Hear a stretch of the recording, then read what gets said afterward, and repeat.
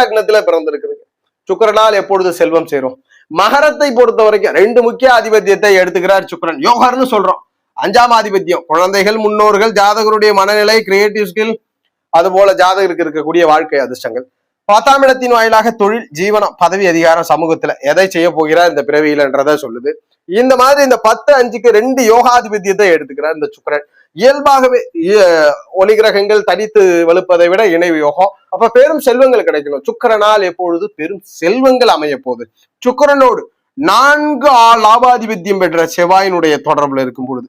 ஏன் செவ்வாயை சொல்றேன்னா, 4ஆம் இடத்தின் ஆதிபத்தியத்தையும் லாபாதிபத்தியத்தையும் பணத்தை பெருதுபடுத்தக்கூடியது. அது போல இங்கு சனியினுடைய தொடர்பு. லக்னாதிபதி எப்பயுமே சனி தொடர்பு ஒரு கிரகம் பெற்றா சாதகம் இல்லைன்னு சொல்லுவாங்க. சுக்கிரனோடு சனி இருக்கிறது பெரும் அதிர்ஷ்டம், செவ்வாய் இருக்கிறது பெரும் அதிர்ஷ்டம். செவ்வாய் இருந்தா கொஞ்சம் லேட்டா மேரேஜ் நடந்தாலும் இந்த செவ்வாய் சனி காம்பினேஷன்ல மகரத்திற்கு இருக்கும்போது சுக்கிரனால் பெரும் சொத்துக்கள் சேர்கிறது, பெரும் சொத்துக்கள், பெரும் தனங்கள் கிடைக்கிறது. சனியினால் எப்பொழுதுமே பணம், சனியோட தொடர்பு இருந்தா பணம், செல்வங்கள், ஜாதகருக்கு அதிர்ஷ்டம் கிடைக்கிறது. அப்ப சனி